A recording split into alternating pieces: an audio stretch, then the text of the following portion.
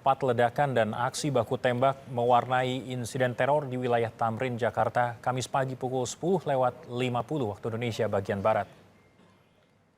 Ledakan terjadi di pos polisi di halaman depan Starbucks, Jalan MH Tamrin, Jakarta Pusat.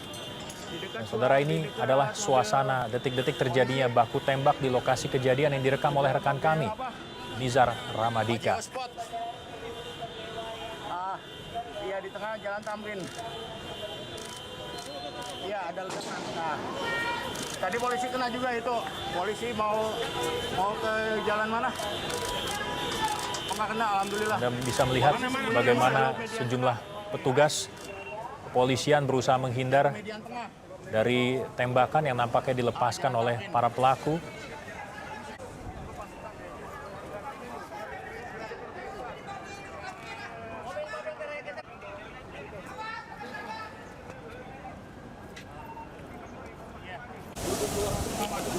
Polisi langsung mengepung lokasi kejadian untuk mempersempit ruang gerak dari pelaku. Ini adalah suasana yang terjadi pada pukul 10.45 pagi tadi menjelang siang di Jalan MH Tamrin, Jakarta Pusat.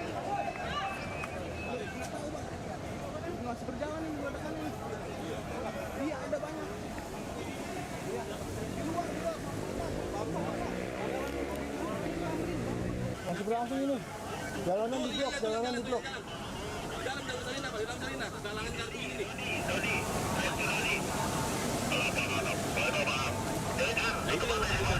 Dalam peristiwa ini, saudara, bisa kami sampaikan ada 7 orang meninggal dunia, 5 pelaku yang menjadi dalang dari teror ini juga tewas di lokasi kejadian.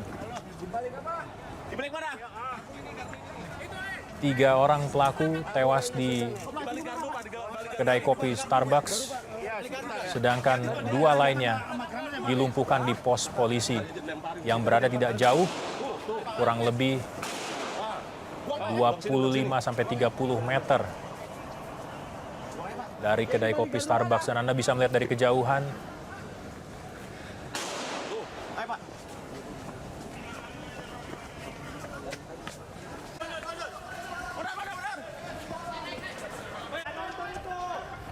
adalah situasi yang terjadi pada pagi jelang siang tadi di kawasan MH Tamrin, Jakarta, yang didapatkan oleh rekan kami Nizar Ramadika melalui lensa kameranya. Korban ledakan di depan halaman Starbucks Jalan MH Tamrin dibawa ke Rumah Sakit Polri Kramat Jati, Jakarta Timur. Bagaimana kondisi korban yang dibawa ke sana? Ada rekan kami, Agnes Karina, akan melaporkannya untuk Anda. Karina, Anda mungkin bisa menggambarkan kepada kami bagaimana kondisi terakhir para korban, apakah sudah ada yang diperbolehkan pulang atau mungkin bagaimana keluarga juga bisa melihat keadaan anggota keluarga mereka menjadi korban?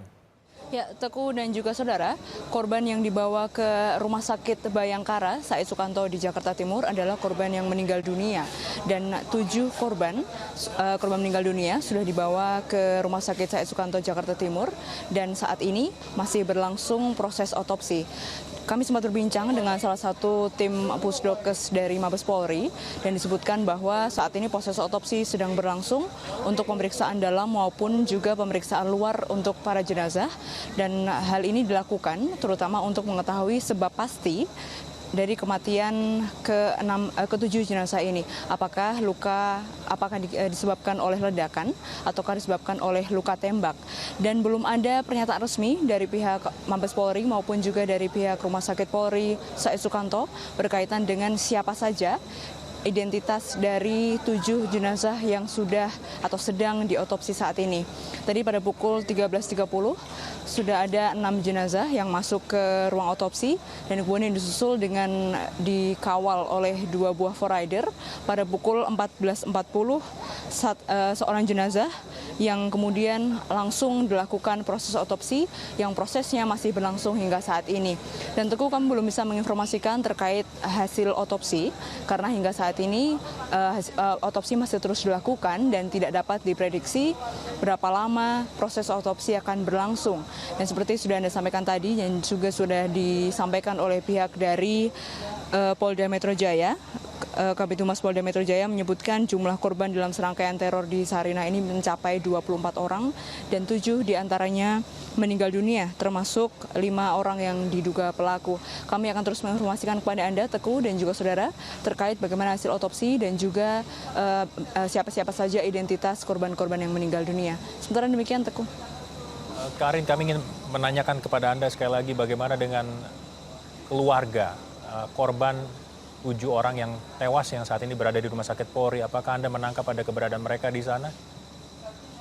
Atau setidaknya mereka yang merasa ada indikasi keluarga mereka menjadi Hingga korban? saat ini, Teguh, belum ada keluarga yang hadir ke Rumah Sakit Polri dan juga suasana di sekitar ruang otopsi masih ramai oleh awak media dan belum ada keluarga yang mengaku salah satu anggota keluarganya ada di sini. Yang ada di dalam ruang otopsi dan sudah kami lihat adalah beberapa pihak, tentunya dari Kapusdokes Polri dan juga ada satu pihak dari Korlantas Polri yang diduga juga salah satu korbannya merupakan anggota dari Korlantas Mabes Polri. Teguh. Agnes Karina, terima kasih untuk laporan langsung Anda dari Rumah Sakit Polri, Kramat Jati, Jakarta Timur terkait dengan perkembangan terkini. Ada 7 orang yang meninggal dunia akibat peristiwa teror yang terjadi pagi tadi dan saat ini tengah menantikan proses otopsi yang akan dilakukan oleh kepolisian. Saudara, sekitar 6 jam setelah terjadinya ledakan di Jalan Tamrin, Jakarta, Presiden Joko Widodo meninjau lokasi ledakan. Presiden tampak didampingi oleh Hukam, Luhut Binsar Panjaitan, dan Kapolda Metro Jaya, di mana saat ini Anda bisa menyaksikan bagaimana iring-iringan Presiden tiba di kawasan MH Tamrin untuk meninjau langsung lokasi. Dan ini adalah rombongan Presiden, kita melihat Kapolri turut berada di sana, Menko Polhukam, kemudian ada Puan Maharani, kemudian ada Seskap di sana, Pramono Anung, Kapolda Tito Karnavian sedang memberikan penjelasan terkait dengan kondisi terkini. Di belakang Presiden kita melihat kehadiran dari Gubernur DKI Jakarta Basuki Cahayapurnama. Dan kita melihat cukup lengkap rombongan yang mendampingi Presiden karena Presiden baru saja melakukan kunjungan ke Majalengka dan langsung mempersingkat kunjungan kerjanya untuk kemudian menuju ke lokasi ledakan yang berada di kawasan MH Tamrin, Jakarta Pusat. Yang kalau kita tarik jaraknya sebetulnya berjarak sekitar 3 km dari istana dan merupakan bagian dari ring 1 karena ada sejumlah objek vital yang berada di kawasan ini. Kita lihat bagaimana kunjungan singkat yang dilakukan oleh Presiden ini dimanfaatkan untuk mendapatkan keterangan dari aparat keamanan, dalam hal ini Kapolri, kemudian Kapolda juga turut hadir di sana memberikan perkembangan atau informasi terkini terkait dengan peristiwa teror yang terjadi di kawasan MH Tamrin. Beberapa saat lalu Presiden juga memberikan pernyataan resminya dan menyampaikan sejumlah poin terkait peristiwa teror di hari ini.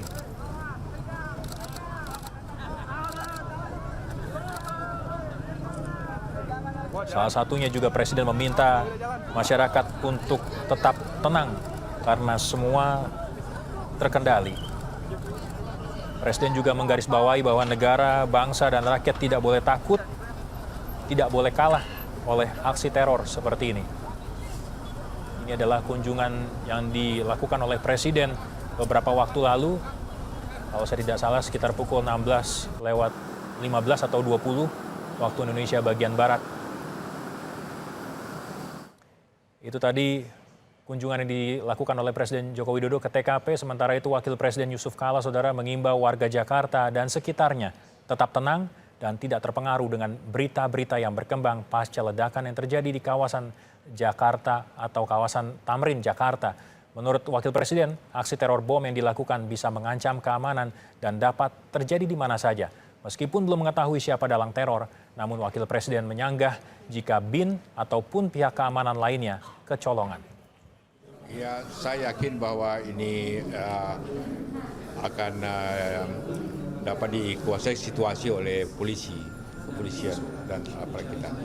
Saya tadi sudah bicara dengan Wakapolri dan mereka bertindak cepat untuk mengatasi. Tindakan teroris selalu tidak terduga. Diperkirakan ya, karena memang laporan banyak intelijen about itu. Tapi bahwa di mana letaknya terjadi, kadang-kadang kita tidak menyangka-nyangka. Itu dugaan awal pelaku siapa yang bertanggung jawab soal belum. Sejak awal kan kita polisi BIN sudah memberikan atensi bahwa hati-hati di bulan Desember Januari, dan itu bukan kecolongan, tapi bahwa tidak mudah mendeteksi awal memang. Dimanapun di dunia ini selalu tidak terduga. Kepala Badan Nasional Penanggulangan Terorisme Komisaris Jenderal Saud Usman Nasution memprediksi jika melihat ciri-ciri aksi teror yang terjadi di Jakarta, para pelaku telah mempersiapkan sejak lama aksi teror ini. Mereka hanya menunggu waktu untuk menjalankan aksinya. Saya sudah sering mengatakan bahwa memang mereka sudah ada niat. Terus sekarang itu ada kesempatan atau tidak. Kalau kesempatan diperbuat seperti ini. Dia seperti misalnya menyalakan akan konser, itu kan sudah niat itu. Nah, itu kita harus antisipasi supaya tidak terjadi. Dan pagi ini kelihatannya memang kondisi lagi sepi, lagi ini di situ mereka ada kesempatan mereka berbuat, dia mau berbuat. Apa yang dugaan sementara, apakah mereka memang menyasar simbol-simbol misalnya kepemilikan asing seperti itu Pak? Kalau bisa ingat di dekat Starbucks, atau mungkin menyerang aparat gitu seperti apa? Saya kira semua target mereka ini kan tergantung kepada kesempatan, di mana ada kesempatan untuk berbuat, ya. Jadi target itu ya tergantung mana yang memungkinkan mereka untuk melakukan penyerangan. Kami jeda sejenak, Breaking News Kompas TV akan kembali sesaat lagi.